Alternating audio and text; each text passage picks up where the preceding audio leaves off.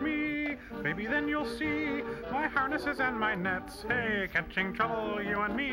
Catching trouble, baby, you can't see. Catching trouble, and maybe a kiss or three.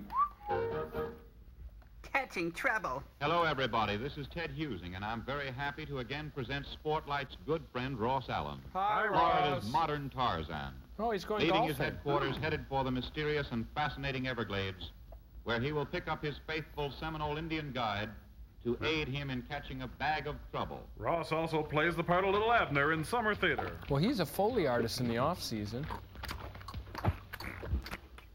In a log dugout canoe, they head into the swamp country. Do not bring your evil His here. daily job is catching live animals and reptiles for the zoos. But at night he does You've seen him Streisand at the snare Bubble Room on panthers and wrestle Captiva. alligators and whatnot. Well, this is a different assignment, and a true depiction of actually filling an order he recently received. It Kill read, Colonel rush Kurtz. immediately 1 live bobcat, 2 cub black bears, and 3 6-foot diamondback rattlers. And 2 hard-boiled a nice eggs. letter to get in the morning Make that 3 mail. hard-boiled eggs. They leave the dugout and go into the glades afoot. With Emo Phillips in a dress. I was wondering if maybe I could follow you into the woods and maybe we could see some animals. Now, folks, this has all been leveled and turned into a golf course. Wildcat, you go that way. Wildcat, I think I love you, but I want to know for sure. Well, the cat's away. Whoa. A lens problem there, huh? High and dry, but not as safe as an alley cat. It's a little joke from me, Ted Husing, in the booth. Steady there, Wildcat. You'll soon be coming down. Ross is no actor, While as you Bob can see. is coming down. Talk him down, Emo. Oops. That's one tree he won't climb again. He lands on all 4 feet and goes to town. But Ross keeps his eye on him, and he's right on his heels. Bye. You know Ross is no stranger to raping the land. Hey, Mr. Cat, you can't do that. Don't you know you're wanted in Chicago? For voting twice. Up he goes, and so goes Ross. That's a bad limb. Hop to the next one, pussy. Hey! Just talking about the Well, this is cat. where my boyfriend knows his stuff. Hey, If Ted, you think you don't trying have to say juggle a anything mean more, Ted. fighting 35-pound wildcat into a flour bag as you balance yourself on a limb is child's play, oh, you've got another guest coming. Oh, boy. Yeah, yowzer. Yes, Watch sir. it, Ross. What am I do? Attaboy. Ho, You've ho, got him. 23 skidoo. Oh. Well, he's in the bag. And so am I, Ted Husing. He's Yes, out go of the for bag. it. Yes! Yes. Go, yay! The the cat cat escapes Man, north there's a through the guy Underground ducking a 1-foot Railroad. putt. And he just ripped a hunk of skin off his inner thigh. Say, you made a mistake picking that tree. I'm afraid you're out of luck this time. Ah, bite me. I will prevail. Mine is a noble race. Put some salt on his tail, Mr. Allen, and don't take any more feline back talk. Well, that's nice. Gee. Well, it's in the bag, and so Ross Allen fills 1/3 of his day's orders. What's next? Hurting the people you know and love? Chasing rabbits on a mini bike until their hearts explode? Order number 2 was soon at hand, and he was ready. Shh, wait, I hear something living. Bear cubs can't mess you up much, but they can scratch with feeling or take off a couple of fingers if you're not careful. So beat him and savagely. While Ross approaches the young Bruin, old Sourpuss keeps his eye That's peeled me. to trouble. Now, if he can catch him by that Run! loose skin on the back, he's okay. He Get gets away! away, and a flying tackle Oh, blocks the got touchdown, him. but he's up and off again. He's away. Catch Wait, him, Ross. Don't please. let that little fella get away. Come on, step on it. Man, would I love to see that Cubs mom come through the woods right now. Mhm. Just About 6 months old. I'm gonna go get that brother of yours up in the tree. So it's Ross 2, Everglades nothing. Throw him down a few times, Ross. What are you, scared? Come on, beat him up. I got him. Hey, look, it's Alice B. Toklas. There's another one back there. Gotta go get him. I take him on in. Hey, and crack a window in the canoe, Emo. Now, my advice as a big game hunter is for one of you to get out of that tree. I know he's a little bear, but unless you do not choose to run, Ross, you better get aground and make him jump. Nah. Oh, it's a cinch for me to give advice. Is that a bear or a monkey? Who are you talking about, Ted? Joel, do they do this on Earth? Isn't this wrong? Yeah, guys, I'm deeply ashamed of my race right now, okay? Bear down, my Deservedly boy, so. bear down. Yeah, there's nothing like exerting your power over helpless creatures, is there, Ross? This is what you With get for one not more being a white assignment male. left, the black twins are tied in camp. Ross tries to towel away the evil, but nothing doing. Next, he's going on a panda raid. We've got time to get those rattlesnakes. Bears seem to be all right. Take this sack. Yeah, whatever. Let's Just go. give me the bag. You little cute guy.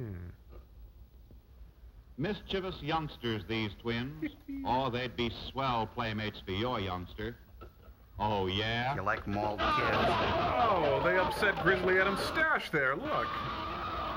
Wait a minute, Greg, hold it. They want us to do this. Ross locates reptiles by finding their Greg. tracks in the sand. This means business. Slash and burn is the best way to catch these little critters. See, here's his shed. 2 sheds? He must be in here. I'm going around here and build a fire and make a smoke to scare him out. You stay here. And be careful. Really good read, Ross. Rattlers seek the dark coolness of the palmetto bushes, Oh, but don't we smoke all? drives them out into the open. Sure, the fire kills others, but they're acceptable King losses. of the Everglades, 6 feet of deadly diamondback. Enough to scare you out of your skin. But let's not forget who the real evil serpent is.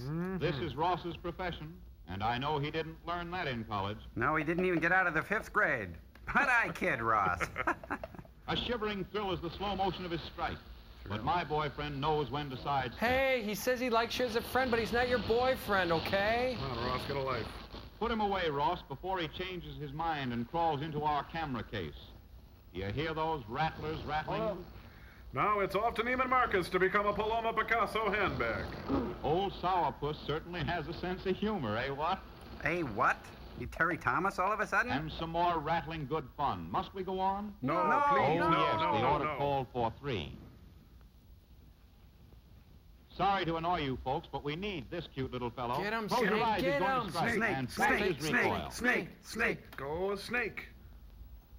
Tell me when he's in the bag, Ross. I can't look. I'm in the Now you've bag, got a Ross. boatload of live cargo, a wildcat, 3 6-foot rattlers, and a couple of little teddy bears. It seems to me I'd call it a day, or call a taxi, or Or something. call PETA. Well, that's a day's work for any of us, and I think you deserve a rest. And let's leave Emo behind. Hey, look out, he's going to jump. Swim, Papillon, Yes, swim. go. Fly away. Sorry I spoke. I thought you were all finished. Well, it's easy to pick catching a bear underwater. Oh, there just happened to be a That's just camera under the something to water, whet, yeah. Whet your appetite. Come on, Ross, drown him. He won't try it again. That little rascal is a swimming fool. Oh.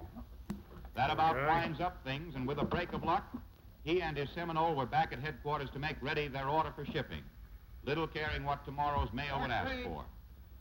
Come here. Welcome to the penal colony of French Guiana. Take these cubs. Give them some milk. Be careful. They've been a lot of trouble. We Watch just out like to for 'em. apologize to everyone everywhere for this. Yeah.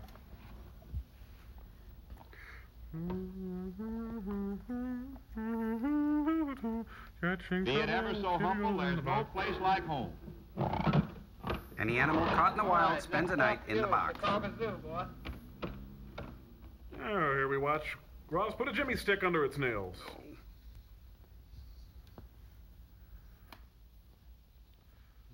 What's he doing there? No. Why couldn't he just throw in the bag of snakes in there? Oh, hurry up, Ross. I'll be dreaming of those cute, darling, coy, lovable little playmates of yours all night. And the snakes, too. Please feed us. Oh, thank you. Hey, I hear you, friends. Well, Ross, you can catch more trouble than any man I Well, know. Ross, we're married out or of here. single. Personally, we're Well, disgusted. we'd like to I see you am soon again. offended So deeply. long. I know. I need to know what not to do on a date. Does she have a PhD in dating? Oh, no, I know it. This is like having your mom tell you about sex. These two are on a date? This is a story about what to do on a date. Goofus and Gallant? It begins one early summer afternoon. It begins with Jeff. Good one, Jeff. And Kay. And a human ear. And Nick. I meant to do that. Bye, Nick. What a loser. Of course, you may not have a problem about what to do on a date, but Nick, well, he has a real dating problem. If he took Kay out on a date, what would they do? Where would they go? Dennis! No, you can't inject puberty. It has to happen over Just time. A minute, Jeff. I'll get my tennis racket. Okay, Nick, but hurry. And Jeff, would you quit stalking me? Bet he wishes he had a life. Man, what a loser. My God, Kay's been missing since last February! Hey, what about asking Kay to come to the community center with us on Friday to fix up that scavenger sale? We could make it a double date. You looked in my book, didn't you? What? You heard what I said. No place to take a girl on a date, helping to fix up the scavenger sale. Is it? Why not? On a first date? First date? Yeah. Well, Kay's a swell girl.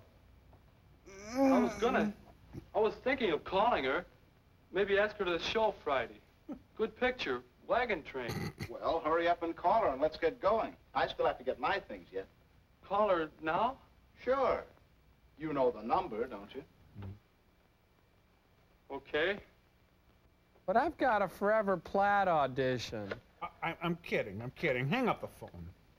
With each dial, he comes closer and closer to the most humiliating moment of his life. What if she says no? She will. Oh, hello, Kay? No. This is Nick Baxter. No. Oh, hello, Nick. How are you? I heard inside. Fine, thanks. Say, Kay, next Friday, would you like to see Wagon Train at the movies? I didn't think so. Oh, Bye. I'm sorry, Nick. I suppose you've got your mind made up to see it? You've seen it? She's already seen it. Hang up. Well, ask her about the scavenger sale. Go ahead. Kay, you wouldn't want to help get the scavenger sale ready at the community center, would you? How many ways can I say no? Oh, I've been hearing about that. Yes, I'd like to very much. Is it okay if I bring my boyfriend Dave? You would? All right. I'll call for you then. About 7? Bye. I better change my pants. I sure didn't think she'd go to a place like that for a date. With a loser like me. Where's my racket? I should spank myself. Oh, ready? You know, you better think some more, fellow, about what to do on a date. She said yes, okay? You think she'll have a good time? What do you suppose I'll have to do? You know who all's gonna... Oh, yeah, who wouldn't have a good time? June is busting out all over. Aaron Copland throws a party. Now, you may not have thought of this sort of thing as a place to take a date, but it looks like it could be fun. Doesn't it? Doesn't it? Boy, this is fun with the used lamps and the festoonery. Oh. This party is getting out of control. A group doing things together. Hurts. Pretty good idea for a first date. Plenty to do, plenty of people to talk to. Plenty of opportunities to screw up big time. But let's see if Nick and Kay are enjoying it. No amount of work to make this thing look any older. Boy, that is an old-timer. The dust comet proves to be a major miscalculation on Kay's part. It is an old-timer. What was I thinking? Stupid. Kay's worked on the kill floor. She knows where to deliver the blow. Hey, Nick, can you help me put this sign up? Oh, sure. Sure, I'll do everything. This relationship is suffocating me. I can't quite reach that far. How's this? Oh, look at this gangly oaf. Thanks. Oh, ow, son of a... Oh! Say, Kay. Will you marry me? Are you really having a good time? Of course I am. I'm glad you thought of coming here. So am I. I remember when I was that age. Yes, it was a good idea. Okay. How about helping with refreshments for the gang? All right. The Crips or the Bloods? See you later. Yeah, oh, sure. Sorry it didn't work out. Got any more tacks? I think they're over there by the door. I gotta cut him loose. Yes, it was a good idea to come here. At first. How does Jeff get ideas like that? From the voices inside his head. What's this? Maybe this is where Jeff gets ideas. The lunch menu? A list of coming activities. A bike trip. That could be a lot of fun. A chance to do things with a group, to get acquainted. Now, is this fantasy? It does look like a good time, if your partner likes it. That's a big if. One bad idea could mean the end of your relationship. Would Kay enjoy a bike trip? Or a weenie roast? Nick, no! Another group date. A chance to learn the give and take of working and playing together. Not much arranging needed, not much expense. And that can be important. Could be a fine date, if Kay would like it. Kay, what about my needs? Go to a baseball game. A date that's not too involved, one you can carry through comfortably. Nope, And Nick there are all strikes out. sorts of other sports events. Inexpensive dates, most of them. Swimming meets, for example. Are very dull. You can find many good ideas. Hey, our for luggage dates. is here. Woo! Dates that give you a good chance to get acquainted. And dates that you don't have to worry too much about in advance. Nick, snap out of it. It was a good deal coming here tonight, double dating with Jeff and Phyllis. But mostly Jeff.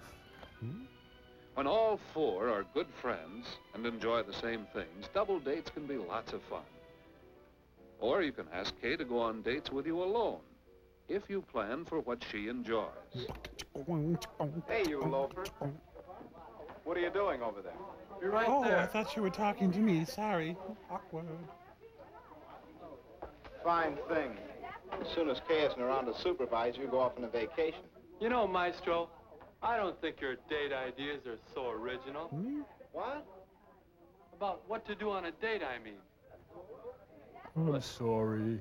What I'd like to know is, how can you figure out what a girl would like to do? A certain girl, I mean. Well, you might ask her. Oh, I should have thought of that. Yeah, Nick's looking for you. Oh, geez, hide Is me. he good company? He always seems so quiet. We get along all right. He's got a good sense of humor, and we haven't run out of things to say yet. He will. He's kind of cute. You gonna date him again? I don't know. Besides, he hasn't asked me. George, get out of there. I'm hungry. If you want to do something, take the Cokes out there. Okay, come on, here we go. All set? I think so. Why can't Nick be fun like George is? Come on, we eat. Cokes. The sensuous pagan ritual begins. Hi, stranger. I decided to come out of hiding. Is she Salman Hey, this Rushdie? looks good. You make the sandwiches? Larry will get to know place. Nick, other people have to eat too. Boy, get that sandwich. I sure love being a junior G-man. all these sausages. Boy, I can't remember them sausages. Oh, Nick, you take me to the best places. Whoa! Nick got back. Your table, madame. Thank you, Boy, sir. they're regular Tracy and Hepburn up there. Look at them up there, over there. This is fun, isn't it? Yeah. You're sure you like to do things like this? Sure. What do you I want thought from me, Nick? all girls wanted fellas to take them to fancy places, spend lots of money. Not this girl. You know, I sort of like things like this, too. You won't laugh. I like to go on bicycle trips, too. Do you? Sorry. And miniature golf. You like that? Yeah, and weenie roasts and square dances. And baseball games and taffy pulls. I think they're swell. Say, you like to do lots of things, don't you? Hey, you read the list, too. Say, Kay, next Friday there's going to be a weenie roast, or there'll be a bowling party if you'd rather do that. It won't work, Or Nick. we could go to the band concert. Oh, I'd enjoy going to the weenie roast very much. With someone Unless else. You'd rather go bowling. No, I'd rather go to the weenie roast. Let's not fight, Nick. It's our first If date. Jeff goes with Phyllis, we could double date with them. Hey, Nick, come on, we're gonna break open the ice cream. Okay, be right there. Ice cream? I love this party. About Friday? Yes, Nick. It's a date. Hey guys, what's a weenie roast? Yes, there are lots of things to do on dates. if you know how to look for them, if you plan them with the other person in mind, and if you really try to make sure each date's a good time. If you do these things, you'll know what to do on your date. But if you're an AV geek, don't even kid yourself. Had this been an actual date, you would have been instructed where to go. Weird is all. Weird. Your last clear chance for fantastic savings. That's what it is. But you... Why? I can't look at you. The National Safety Council. Oh. Jack Kevorkian throws a tailgating party. Save some for me. Oh, look, the Pepto-Bismol car. Never let this happen to you. Don't make the mistake these people made. Don't die. When lilacs last and the dooryard bloomed, I suppose I should have gone in for a few minutes. But I just couldn't do it. Because of the tear in the sprocket hole. Burying someone from a family, someone cut down in the prime of life. Is one of the perks of this job. Well, it's hard to take. I could say goodbye from here. Goodbye! Oh. Besides, I could do more good out on the road. I could keep trying to prevent other people from killing themselves in their cars. Don't cry out Bringing to loud. other families, like the Dixons in there, that heartbreak that never quite heals. Like psoriasis. It was hard to believe that just a few days before, I was being spanked by the Rod Dixon McCune. family had been as happy and contented a group of people as you'd find anywhere. And then I showed up. Frank Jr. had just come home from college to give his dad a little help on the farm for the summer. Ever since the heart attack, Dad thought he was a basket weaver. He was a chip off the old block, studying scientific agriculture at school, and getting ready to follow in his dad's footsteps. Longer than there have been stars. Frank's girl, Betty Hutchins, had been waiting for him, of course. Everyone knew they'd be getting married before too long. When will we be getting married? Before too long. Mr. Dixon's new tractor had just arrived down at the Union Pacific Freight Station, and they all went down to inspect it. You can guess there's not much going on in this His town. brother, Alan, and just taken his driving test a week before. Alan sure wanted to drive his dad's new tractor, but until he actually received the license, Dad Dixon wasn't letting him on the highway. Not even on a tractor. Well, you're not ready for the high life yet. These are fruits you must not taste. Me? Oh, do we dare? I feel so free. He's off the ramp. Hair blown in the wind. The UP station agent had reminded Frank that the 411 Streamliner was due any minute. And of course, with Betty there, he wasn't taking chances anyway. Of course, when he's with Cindy, he don't care. Was that careful all the time. Well, a lot of people in the cemeteries would be alive today. That's all I'm saying. Hey, my advocate is here. It was the next Monday that Alan Dixon's first driver's license arrived in a noon mail delivery. Boy, was he proud of that license. He couldn't wait to show it to his brother. My arm's caught. Be right there. Your first license is sort of a milestone. It means all the roads are now open to you. What's He this was beautiful proud of the license, day? naturally. And just as naturally, wanted to make use of it on any errand that his dad or his mother or his grandfather I could danced with Flo Ziegfeld, you know?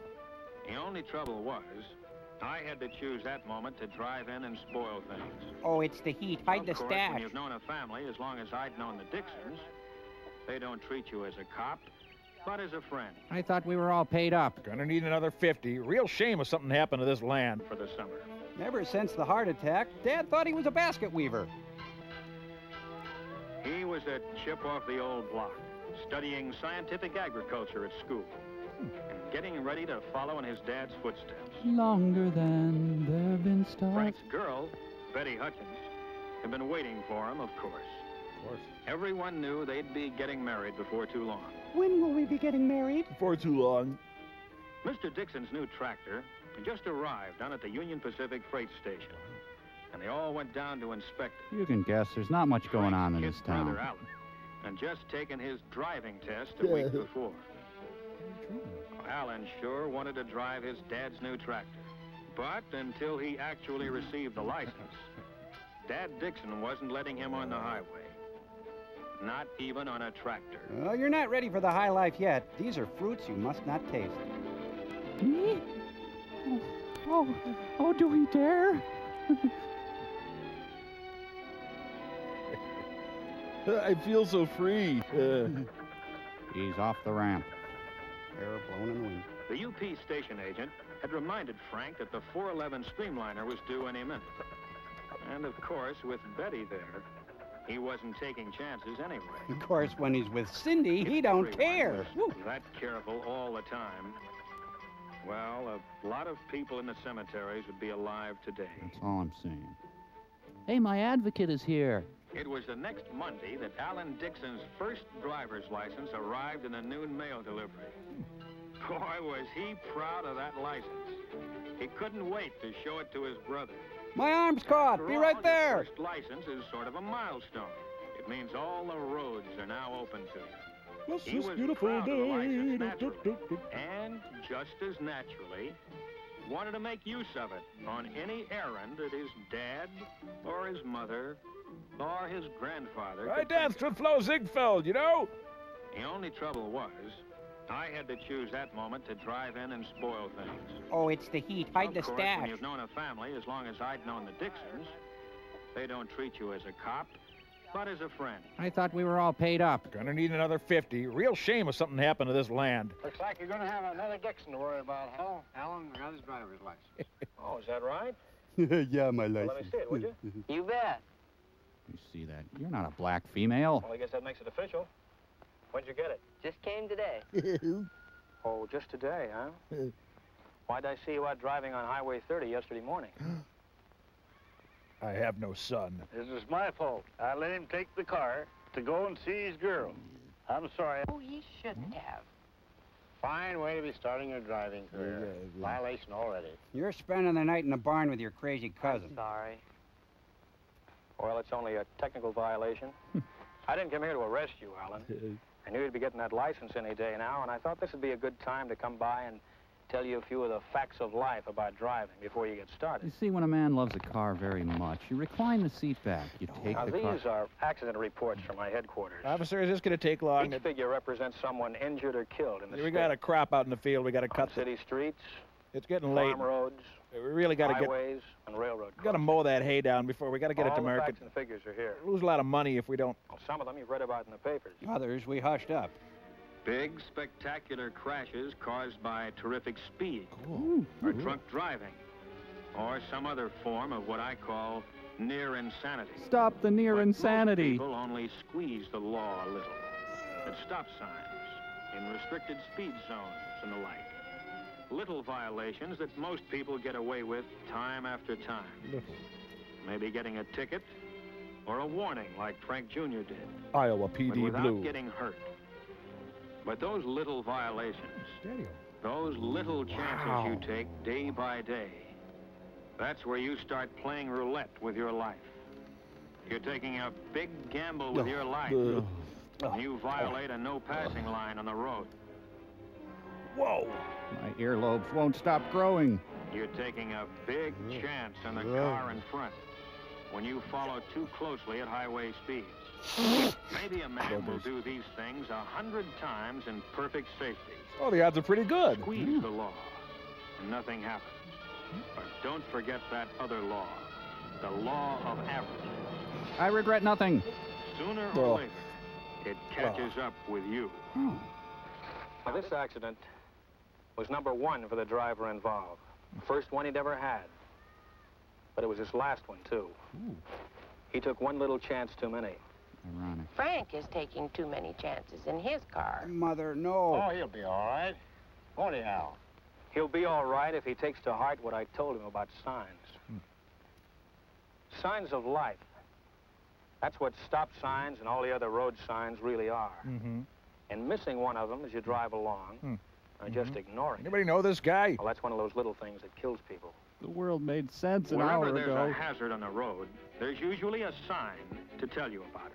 Like a curve warning, or a right-of-way sign, narrow bridge, signals ahead, do not enter, no pass, Doesn't mean a thing. and many others. All nude girls. Whites only. But for too many drivers, a stop sign like this, for example, Is a target. has no importance unless they can see cars crossing the road ahead right now.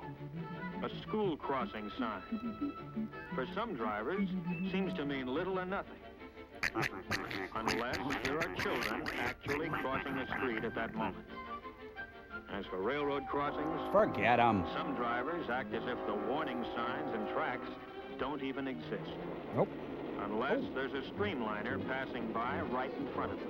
Dirty Mary and Crazy Larry, no! Hard as it is to believe, there are many accidents where the driver ran past 3 warning signs and straight into the side of a moving train. Ah, good riddance, I say. Broad daylight. But it happens even more often at night.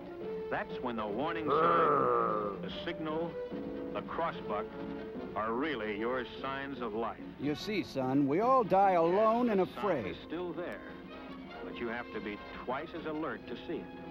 If you hadn't seen the signs, Boy, you haven't lived. this train might come as a surprise to you. The Soul Train! Thank you very much, Clarissa. Anytown, USA. Traffic signs and signals that are so easy to see in the daylight become easier to miss as the sun goes down.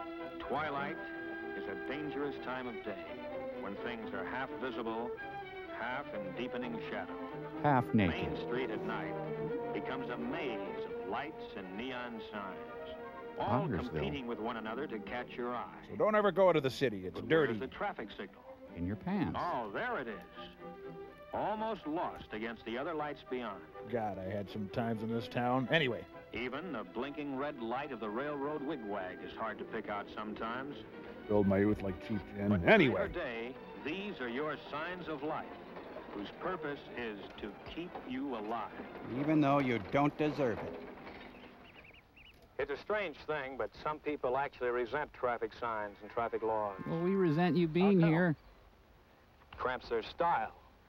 They figure rules are for the other fellow, not for good drivers like themselves. They're communists. Here's one like that. Robert Bainbridge. Bainbridge? From Meridian High? Yeah. Oh, I know him. I ran against him on the track team. Well, do you know him like this? No! No! Ah! Dear God, who are you? What are you? I'm gonna go throw myself in the thresher. Yeah. Even with sensible, safe driving Joe the people on a highway as Wabbit. Joe smooth the as silk, Wabbit. with no traffic lights and no intersections to worry about. You might wonder, where is the danger we keep talking about? Well, here's one danger. Kidnapping. Fatigue. On long trips, fatigue is a big hazard. Oh. You should stop at least once every hour. Get out, stretch your legs. Take some bennies. Get those cobwebs out of your head. I gave him this. Weariness slows down your reactions. And at 60 miles an hour or better, you can't afford it. My life is a lie. Oh. Don't love you, Martha. Oops. Now they're Mon Pa Topper. Here is still another danger. Lack of attention to the road. Sure, it's an open highway. Maybe there aren't many cars. Yeah, and I buried the victims right over there. It only takes Right two there. to tango. 40% of all expressway accidents involve a car that has already stopped. Driven by this guy. On the road, part way on, or not far enough off. This is an invitation. Look at that over there. There's more of it, that thing. Talk, Mr. President, please. Watch where you're going. Whoa, almost ran over Kissinger. I'm gonna have to go back. Here is another hazard of our superhighways that we patrolmen see all too often. Women drivers. Every time you have to hit your brakes hard, Saints ask yourself, why weren't you ready for the danger that suddenly developed? 40% of all accidents are caused by women's hinders. Car only pulls out without looking. It's always sudden, of course, and always surprising. But never dull. A man who decides at the last moment to make a Grandma, no! The entering car that fails to yield the right of way. The paid assassin cruising through town. Well, sure, the other fellow's often wrong. And if he causes a crash, it's all his fault. But you may be dead just the same. Would you please leave? In a lot of accidents, it's pretty hard to tell just who is to blame, isn't it, Hal? I ask you to talk. Impossible to tell sometimes. But there's one I want kind of my accident where there's din-dins. never a single doubt. What's that? At a railroad crossing. Yep, the train sure has the right of way. Yeah, whatever. You know, the railroad's been here for almost 4 generations. Every farm family in these parts uses the railroad to ship their crops. We all like to ride the train. I like to pretend I'm an engineer. But why is it so many people don't see the trains at the crossings? It seems impossible that anyone could fail to see or hear a train in motion. What train? The locomotive is certainly big enough, and the train of cars behind it may be as much as a mile long. And yet, many people who have lived through a crossing accident will say, where did the train come from? That's what they say. I never saw it until it was right on top of me. Where did it come from? None of your beeswax. Well, it came on the rails. It couldn't come from anywhere else. Duh. But if you paid no attention to the signs, didn't look, and didn't listen, Then you deserve to then die. you, it came out of nowhere. An approaching train starts the signal while it is still some distance away. Never try to guess how far away. Don't guess at all. And don't be impatient. And don't get a haircut because like the that. train's coming, and it can't stop. Trains are blameless, holy creatures.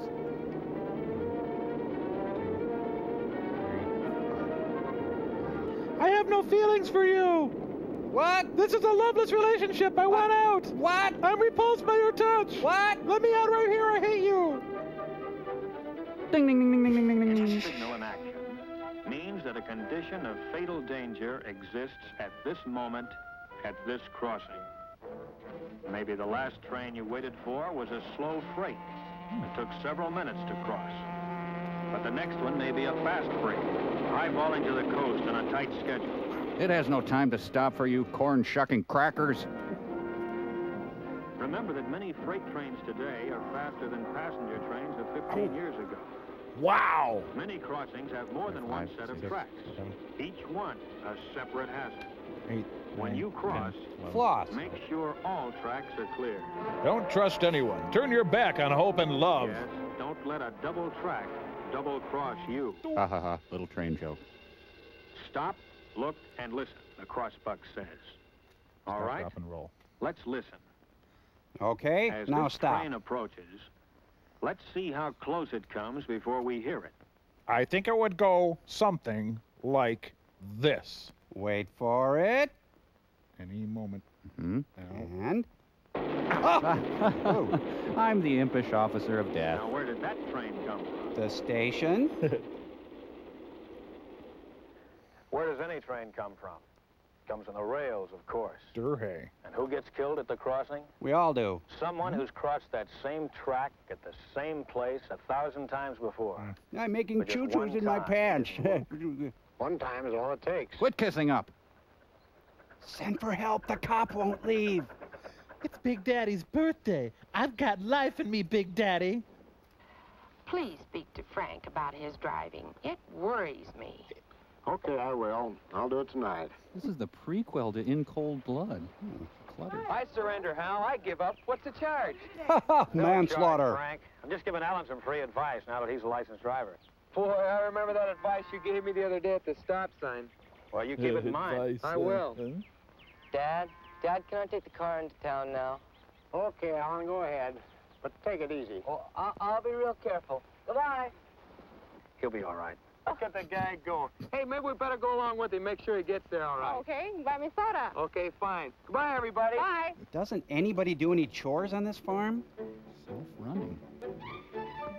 So, there went Alan with his new driver's license, and Frank and Betty right behind, on as nice a summer day as you could wish for. It's a good day to die.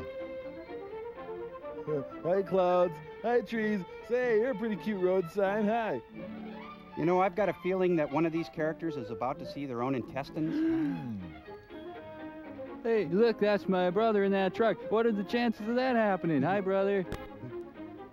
Hey, the cop never said anything about doing intensely stupid things. Never wave while driving. Never look backwards while driving forward. Never under any circumstances drive with your butt cheeks. My plan's working. You will die. Keep going. Back at you. Can I have your room? Well, live and learn. Huh. Say, nice butt. Toro. I'm kidding. Well, I'd tuck you in, but you're dead. Gee, lady, sorry about your boyfriend. So, you want to have a drink? Maybe at the bar car over the... Oh, I suppose train joke is inappropriate.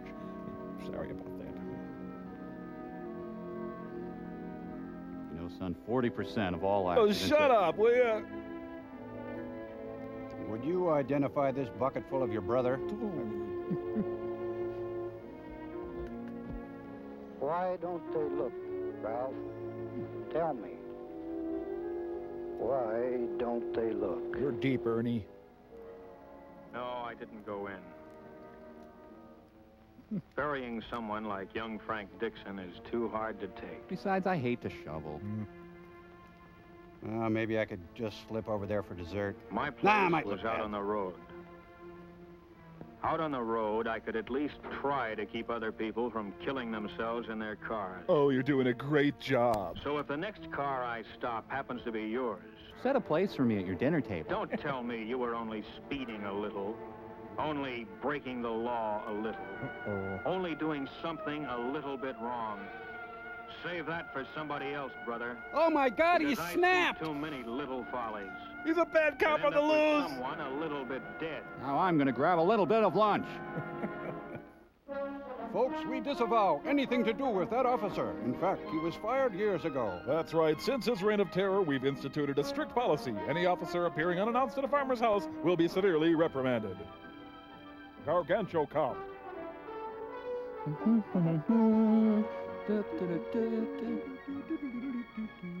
People are dead, people are dying every day. They're dead,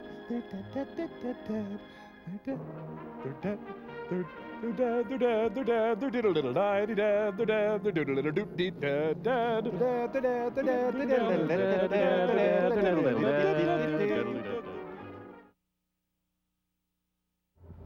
Goody. Hey, at the fair. Woo! Yes, Hey, I didn't finish. This is the fairground where the fair is held. Any questions so far? Every year about this time, this becomes a place of work and excitement. And romance and where they're intrigue. getting ready to hold the fair. These plucky Kiwanis stand to make a bundle. Here, the fun of the fair is in the making. All the shows and rides and make-believe of the Midway. Ugh, Freddy Krueger. Here, too, from far and near, farm folks are bringing in the products of the harvest, the choicest of their animals, Their dates. the finest of the things that are grown on the farms. Thank you. Couldn't have done it without old Ed here.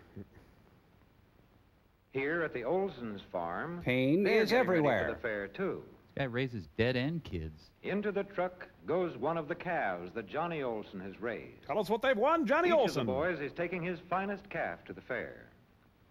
This is Johnny. The mean This one. is bigger brother Bob. They need Rogaine. Sister Ann is going, too. Let me out. She's taking her 4 pigs.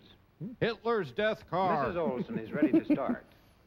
But first, she must see what Mr. Olson is taking to the fair. Oh, not your gallstones, Henry. It's a sample of his corn. The very finest ears. And the small of his neck is nice, too. Everyone ready? No. It's time to go. No one can explain why father is 85. And now they're off.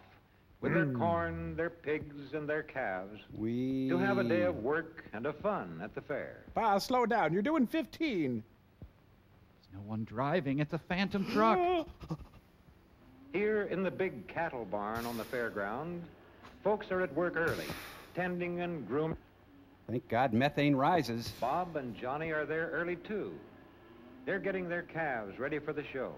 Did Donna do this rinse? They comb and brush the calves' coats until they are smooth and sleek. Head's gone. Stop rubbing. The boys want the calves to look their best. You want bangs this time? Let's go with bangs, honey. This would be so nice. Over here, Ann is busy grooming her pigs. Dad heads for the caning exhibit. She powders them all over to make them look whiter. A sprinkle a day keeps odor away. See how spotlessly clean they are. Which makes them so attractive. Who cares? They're pigs. But now, there's time to go sightseeing. Johnny goes first to see the fish. I like fish. Say, these bass would make good fishing, if only they were in the creek back home. Well, see, they were in the creek, but they've been caught, and that's why they're here. At the 4-H Club show, Ann stops to see the model rooms. What's the grandma look? These have been made by the 4-H Club girls. Look at that. Brother Bob is interested in the butterfly collection. Too interested. Here's a beautiful case of butterflies and moths. This is one of the many exhibits made by the 4-H Club boys. Later, these moths turn up in the mouths of Bob's victims. Ooh. Ann and her mother like to see the home canning show. Here are rows of fine canned fruits and vegetables. Yeah. But Ann thinks her mother's canning is just as nice. Pickles pack the stands for the pickle races. What's this? Evil! Homemade cakes. Oh. Thank you, Mrs. The Khrushchev. judge is deciding which one of them is best. Oh, this is good enough. First, she feels the cake. Then she rubs it into her hair. Then she tastes it. What the hell is this? Ugh. Judging cakes ought to be fun. But this woman sucks the joy out of it.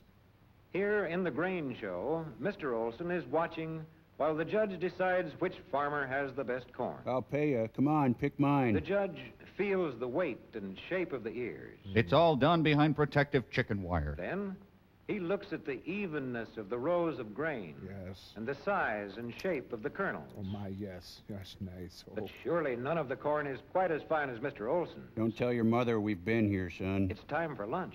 Let's go eat something gray. Most of the visitors at the fair have a quick bite at one of the lunch stands. Oh, I'm lost. Mother! And a foot-long hot dog looks mighty good to these boys. Watch the boy on the left. His heart's about to explode. Wait. But here at the 4-H Club camp, It's good, where many of the farm boys eat, they get fried chicken with all the trimmings. What, tinsel, little lights? This is an actual 4-H feeding frenzy. Other fairgoers like to picnic on the grass, like this. Grazing in the grass is a gas. Baby, can you dig it? Next up, freaks of nature. Bob still has lots to see. This is a jet plane. Where's the corn go? Wonder what it would be like to fly it. Over Cambodia, secretly maintaining plausible deniability. Here is a tractor. It's much like the one Bob's father has. Except this one doesn't have Father's arm stuck in it. He knows how to drive this all right. Okay, I'm a half a mile to the interstate and I'm out of here. Say, listen to the band. It's time for the parade. It's the Girl Corps, 100 magnificently trained girls. Here we are now, entertain us. I feel stupid and contagious. Admiral Halsey joins the fun. The family of shame. Captured pilots are paraded before the citizens. Women are excited by seeing the word member. Oh, my. The parade is put on by the farmers' clubs from all over the state. Scientists aren't sure what this represents. This float was made up by one of the 4-H clubs. In about 2 minutes. Zing. Now at the grandstand, the races are beginning. Get the car! There's carrots in the car! Carrots? I love And carrots. here come the racers down the track and away. A wheel slices into the crowd, killing 3. Still, nothing measures up to those bass, huh? Here they come up the backstretch. I gotta go. And I really Bob gotta go. gets there just in time. They're into the curve. And they're into jazz. Come on, you chunk of dog food. I got a year's allowance on you. They're going into the home stretch. Oh, hey guys, wait up. And here they come across the finish. The race is over. And the Oak Ridge boys take the stage. Dad, I owe Big Lenny 42 large. Now it's time for the calf show. Bob and Johnny are putting the finishing touches on their calves. Adding hooker headers and Johnny decals. polishes up the horns till they fairly shine. And Father, of course, stands by. Doing nothing. Now, the boys take their calves to the arena where the show is beginning. First is the evening gown competition. We have some tape of the calves playing on the beach earlier this week. Into the big, shadowy arena, many other boys and girls are leading their calves. Here come Bob and Johnny. What? I'm not sweating. They take their places in a long line. Of losers. The judge is to choose which among all these calves is the best. But all the calves are winners, really. It's just great that they got involved. Johnny hope he'll choose theirs. Oh, hey, that's my scar. Up here, the folks are looking on. Let's get busy in the car, honey. Now the judge is coming down the line. He looks at each calf closely with a practiced eye and quickly sees the best and the weakest points. He is all-knowing and wise. Now he orders the doubtful calves out of the show. The Masked Avenger cow is eliminated. I hate these cattle calls. Too bad. Bob loses out. Bob hates himself. But what about Johnny? He's still in line, and now the judge wants to see his calf in the open. He realizes he had not known cow until this day. He looks at Johnny's calf very carefully. He feels a stirring. But what's this? Here's Johnny back in line. Well, it looks like he has a winner.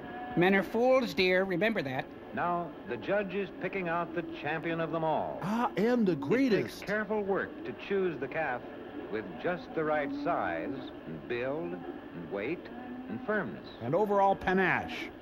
One by one, the judge ranks the calves and sends them back to their proper places in the line. Life goes on dull as before. At last, the choice is made. But he won't tell anyone. It's so frustrating. The judge's work is done. He has picked the winners. Quite a coup getting Clarence Darrow to judge. And the crowd goes wild. Well, the champion's blue ribbon goes to a girl. The cows are furious. Johnny gets a ribbon, too. Yeah, thanks. His calf is a winner. Now, look at this. I got a stinking ribbon. Now the day's work is over, and it's time for fun. So they leave the fair. The gates to the Midway open on 100 ways of having fun. Or you can just get hammered. There are shows and games of every kind. And, best of all, a thrilling ride on the giant Ferris wheel. It's the Man in the Hat exhibit. Musty Carney's drunk by 10 a.m. Here they go, quickly into the seat with the bar fastened tight to keep them in safely. Goodbye, Susan. If anything should happen, I love you. I love you too, Petey. And now the wheel turns. Up, up, high in the air. And this is how it seems to ride the big Ferris wheel. It's this disappointing. Well, the director got Artie here. The roller coaster! Ferris wheel. And now for a ride on the whip.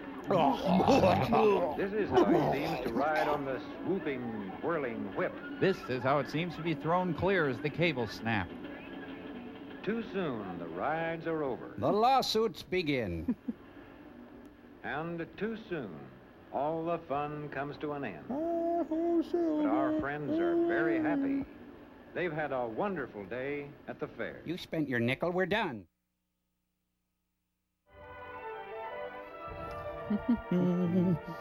Wendell Yo, the cleanest man in Boston. Are these sold door to door?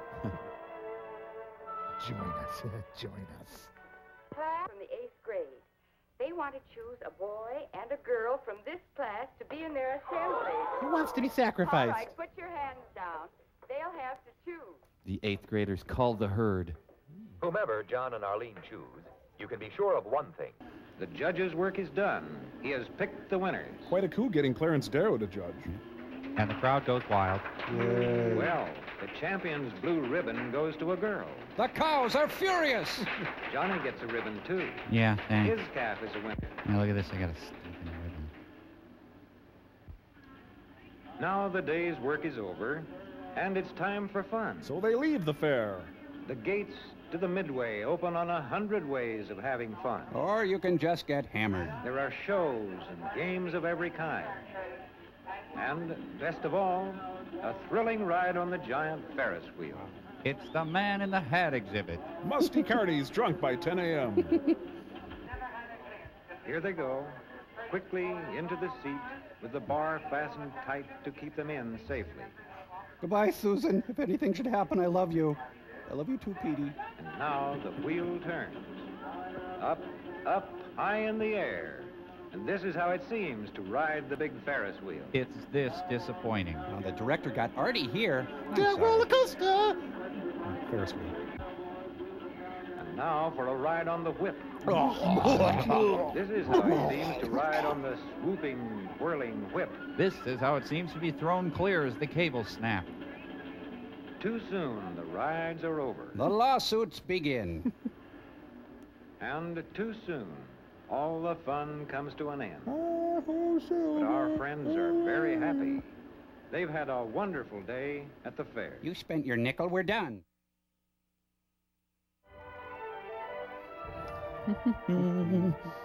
Wendell Yo, the cleanest man in Boston. Are these sold door to door? Join us. Join us. Class from the 8th grade. They want to choose a boy and a girl from this class to be in their assembly. Who wants to be All sacrificed? right, put your hands down. They'll have to choose. The 8th graders called the herd. Whomever John and Arlene choose, you can be sure of one thing. It won't be anyone who isn't clean and neat. They'll sniff That's because everyone. being clean and neat is something everyone is expected to do. And for a very good reason. Here's the shrooms, Billy. It's important to your health and to the health of those around you. Don may feel that he looks neat enough.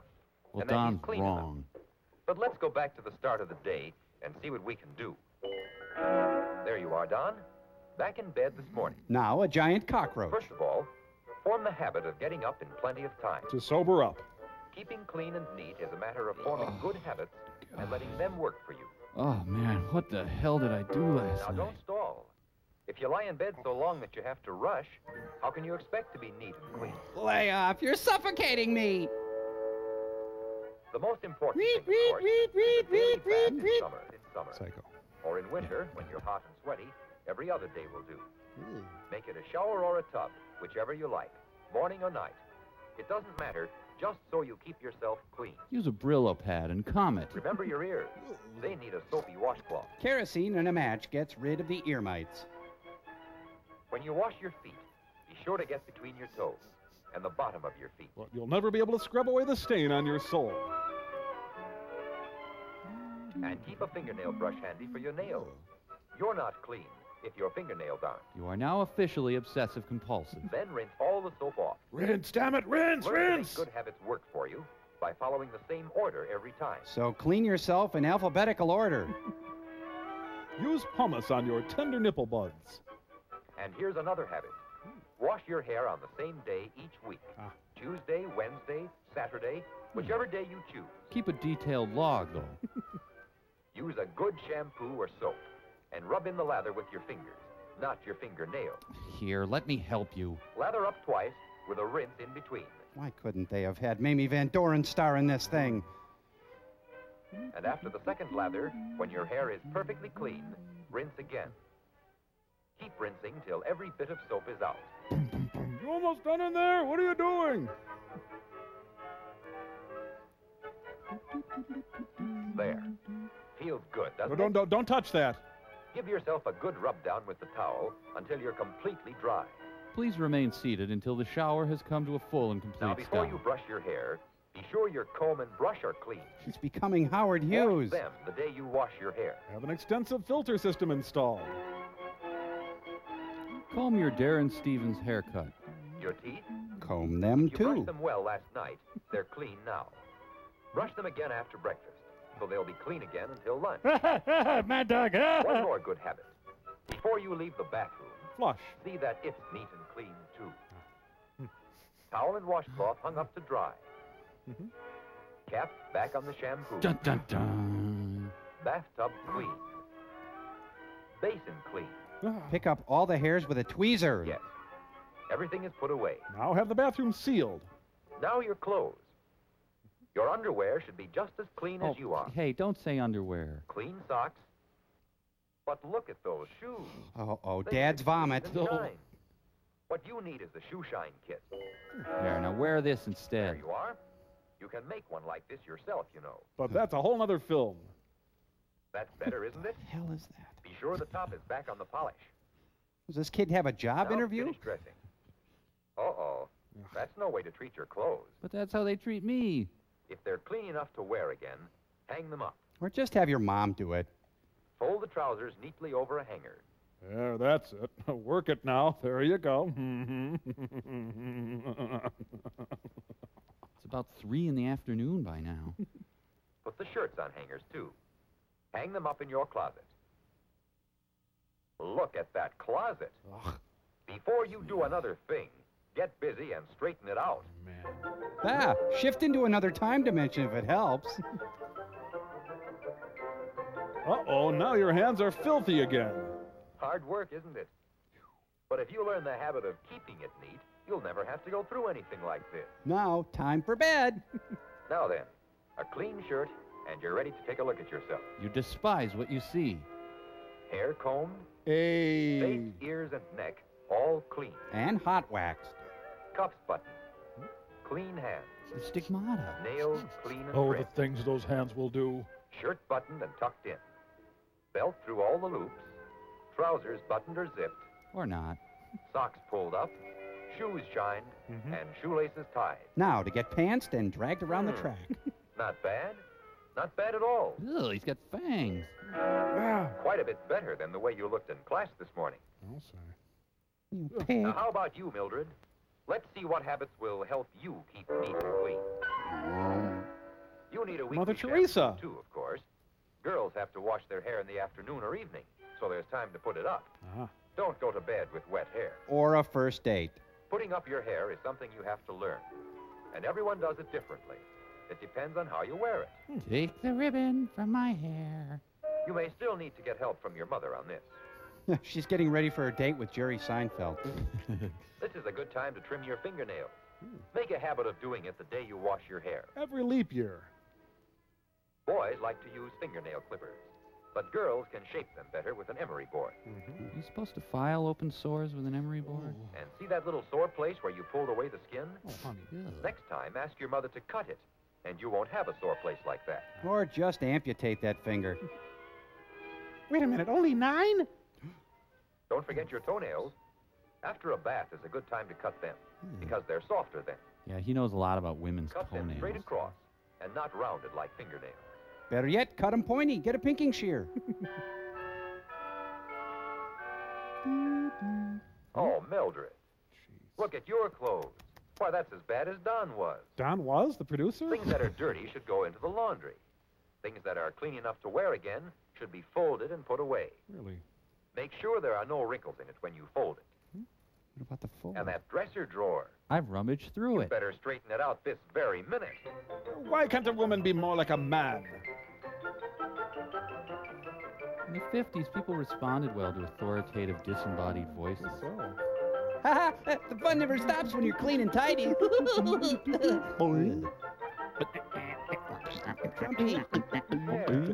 If you learn the habit of keeping it neat, you'll never have to go through anything like this. Should I be a nurse or a housewife? And now that your room is neat and you're clean, isn't it nice to climb into bed? Unfortunately, it's time for school.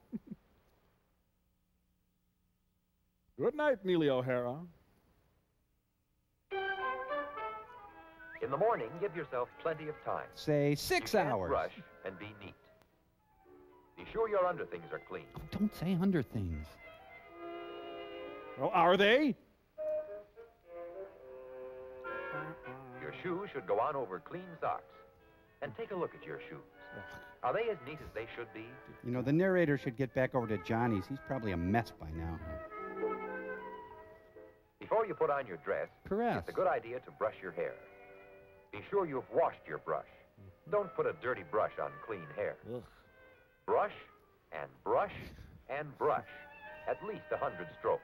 Just keep brushing and brushing and saying the name of our Lord and Savior.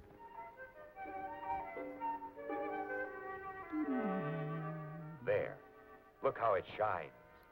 You did get all the soap out last night, didn't you? Tail and mane really works. And now, The weather. what dress to wear?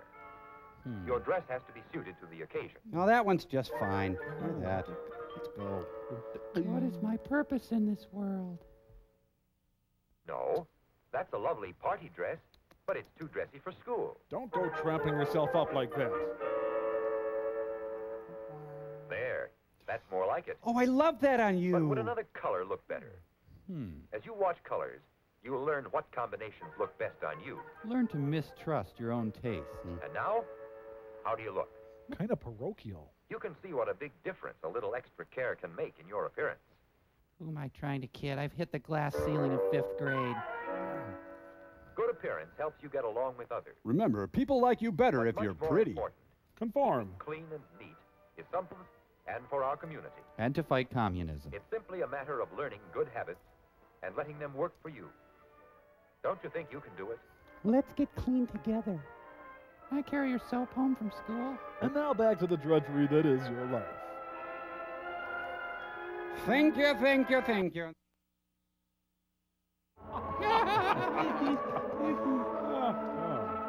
Union Pacific makes the best movies. Shh, you guys, this is my story. My story's on. Is that a lung? The best cast that Union Pacific has to offer. If there's a reverend in it, you know it's got to be good. Amen.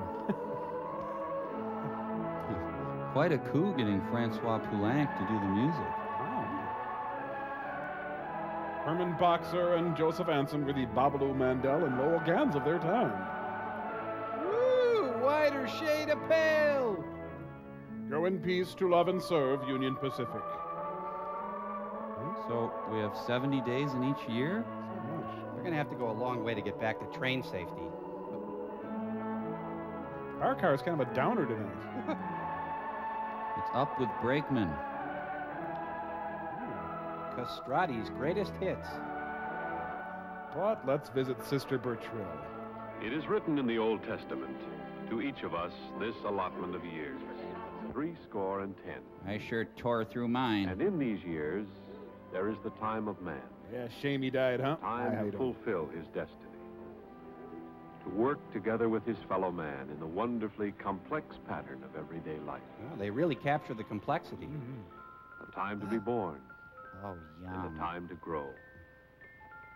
To become aware of the loveliness of all things living. Sure, this beats having friends. In the call of youth to youth.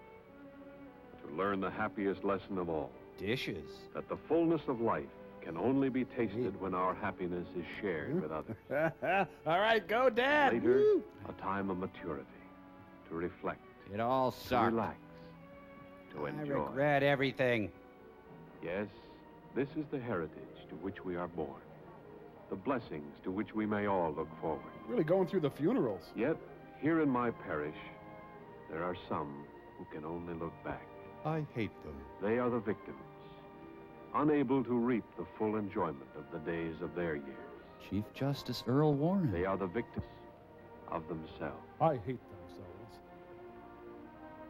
My church is in a railroad town, not far from a big freight terminal and repair shop. All mine. In my congregation are railroad people in every capacity. Boy, he thinks loud. And not one who isn't safety conscious. Not one who isn't drunk.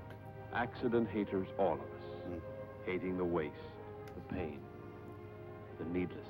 The filth that is humanity. Yet, try as we may, do what we will, there comes a time. I'm bigger than Jesus.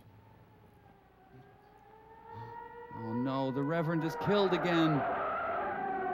Ironically, the ambulance driver hit 4 people on the way there.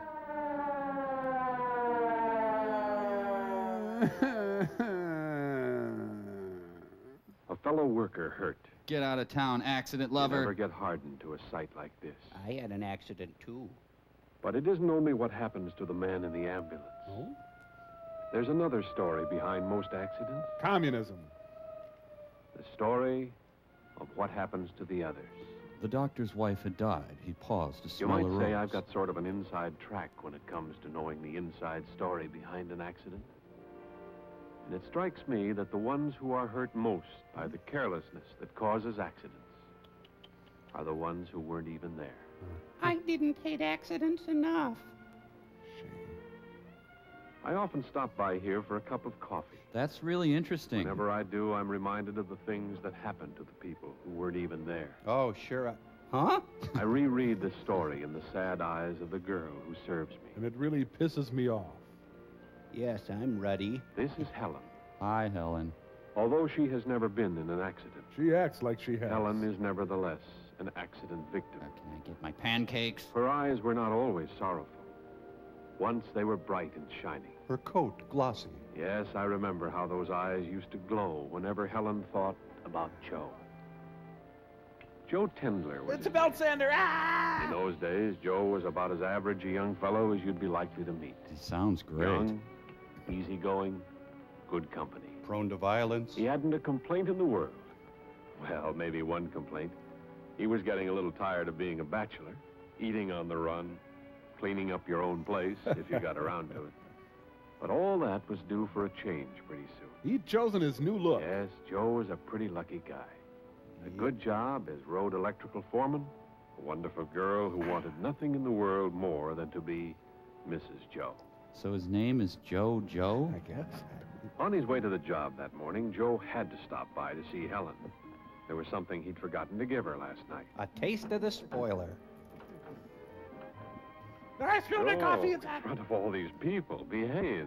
Good. But of course, Joe was behaving. The way any lucky, happy young fellow about to be married would behave. It was only natural. Joe had to take off in a hurry to reach that job on time. He had a lot more women to kiss on his route that And morning. Helen, well, she was on the job, and her face had that glad look I'll always remember. My man is average. It made people feel good, just watching her feeling good as she went through the motion. I'm watching you feel good. And though she was quick and sure and competent in everything she did, She spit in the she was eggs. really a million miles away from that little restaurant.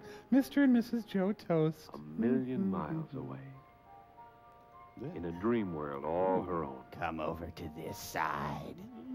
Obey the toaster. That dream world had everything. A church, complete with ministers saying the proper words. You are getting sleepy. I was flattered to be a part of Helen's dream. Ugh. There was a ring in it. And, of course, a beautiful dress and veil. For Joe. And a handsome groom. And me, of course. And when the ceremony was over, there was the first of many, many kisses. In my version, things went a lot further. Yes, this was Helen's very own dream. And she was going to make it worth dreaming. Well, I gotta get back to my shift, honey. She wasn't skimping on anything. She dreamed of tract housing. There was that perfectly scrumptious model house she'd been wanting for all these years. Squalor contemporary. Here it was, exactly as she'd imagined. And here they were. And what was the sense in waiting? Plan 5 from outer space. So, the fastest sail on record. And while she was dreaming, she'd furnished that house that very afternoon. So Joe could read his evening paper on that pretty couch that very night. Where's my damn dinner? So she could take that paper away and cuddle close. Ooh. She dreamed of everything any dreamy young girl had ever dreamed before. They're in hell. Of crackling fires, of dimmed lights, of love. They should have had a train scene And here. even in her dreams, Helen missed Joe when he was gone. That was so incredibly average. She was a clever dreamer. So she arranged for little Joe to be there to keep her from getting lonesome when Daddy was away. Speaking of The accidents. beginning of a new life, but the end of a dream. Yeah, okay. Diaper the toast and butter the baby.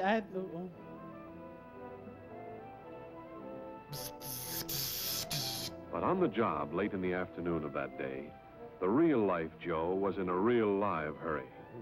He hadn't seen his Helen since early that morning. Wichita lineman. Come on, you guys.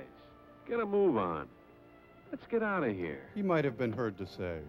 To the impatient Joe, the men seemed almost purposely stalling as they stowed their gear. Joe smelled conspiracy in everything. And now the wheels of fate were set in motion. Call them the wheels of fate or the wheels of chance. Or call them Ernie. But consider the man at the wheel was in the driver's seat. In any case, it involved a wheel. It was Joe who was calling the turn of the wheel. Oh, Joe is the king of the world. You went through a stop sign. Better take it easy, Joe. Get out of my head, Reverend. Joe's thirst for danger seems quite reasonable. The others, they were along for the ride, whether they liked it or not. Liked it, they hated it. flag on the moon. What could they do? They were trapped. Yes, Joe had a date, and he just couldn't get there fast enough. For those 2 scoops of raisins. Oh, not again, Joe. That's your standard crash Foley. Now it was payoff time. 1, still able to move. 2, still able to move.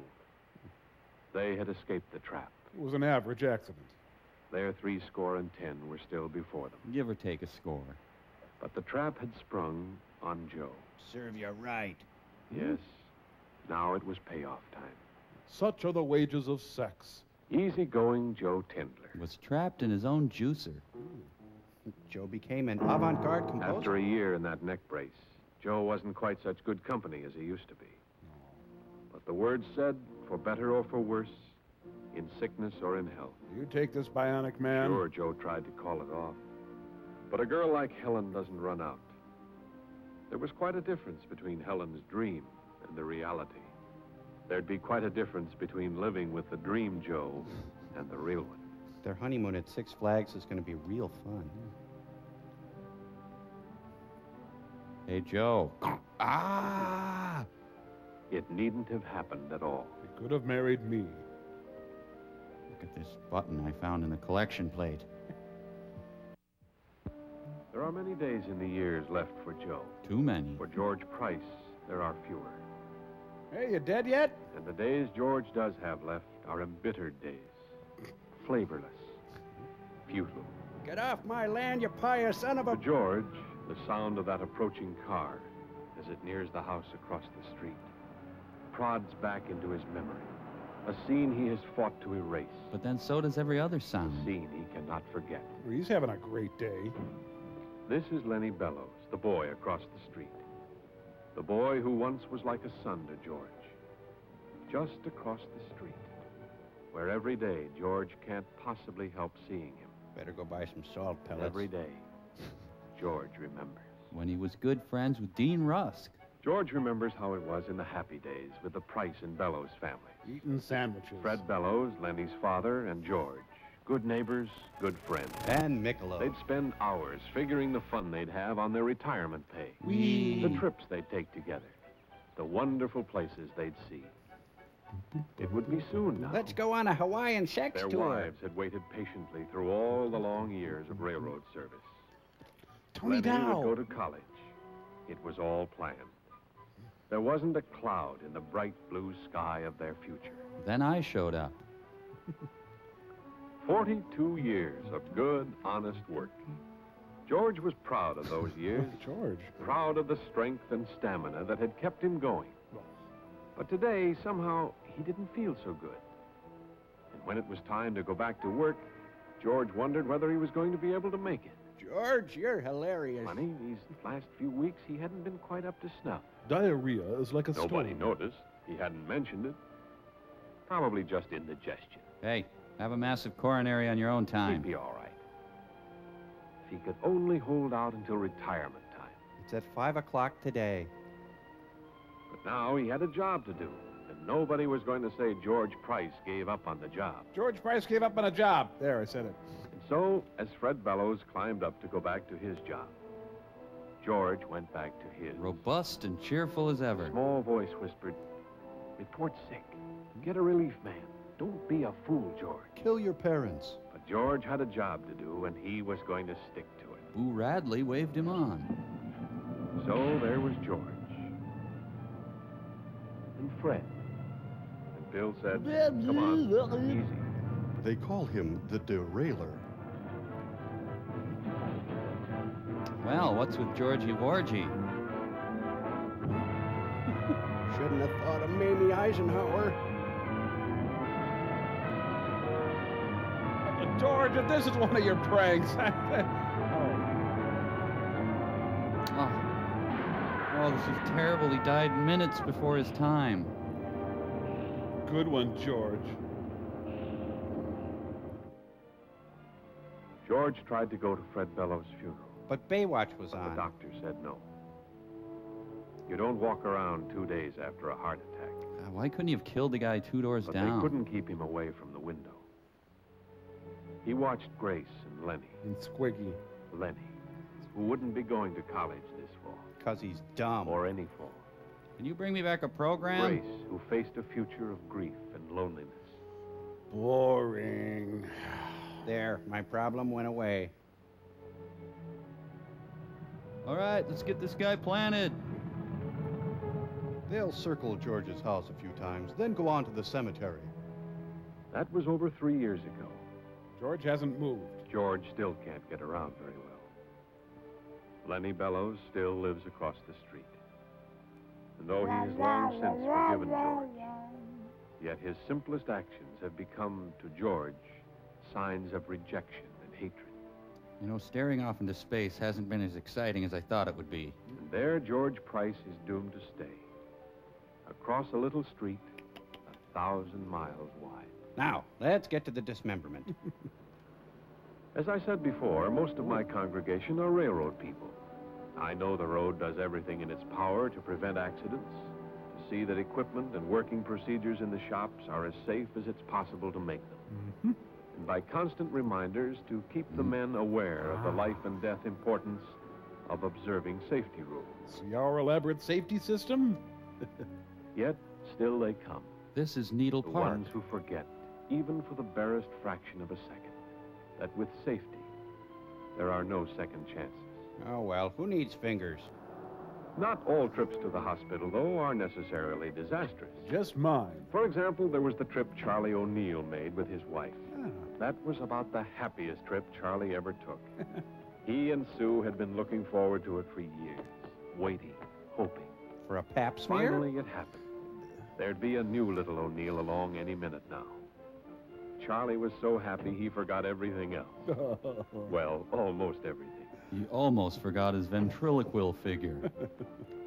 He didn't quite believe them a little later when they told him it might take a while, and he might as well go back to work. This has nothing to do with you. Go on. On the way to the shop, he remembered something. He had to go kiss Helen. It was just about the last thing he did remember that day. Cigars. He was going to Ernie Kovac's house. They weren't going to catch Charlie off base when the big news came. Charlie was close now. You could smell him. He hoped it wouldn't be too long before he could break them out. So he disrobed. There was a phone call coming, he told the foreman. A big one. Please get it to him fast when it came. Yeah, get back to work. Charlie did remember one more thing that day. To take proper care getting Bill's attention. Gentle pressure on the shoulder so as not to startle him. And a soft kiss on the neck. That hissing open flame is deadlier than any snake. Charlie knew it. Every man who works a torch knows it. When you come near him, you come up smooth. You don't make any sudden motion. I have no idea what I'm doing. Picasso's woman looks like a baboon. This was it. Phone call for Charlie. Charlie, does fur run in your family? Someone brought donuts. Yes, yes, a boy, 9 pounds. Wow. I've got great sperm. You can forgive Charlie for being excited. Who wouldn't be? A newborn father is one of the most excitable people in the whole world. Other than the father at the time of conception. You can forgive Charlie for passing out cigars during work hours. Sure. Even though he knew he should have waited till lunch.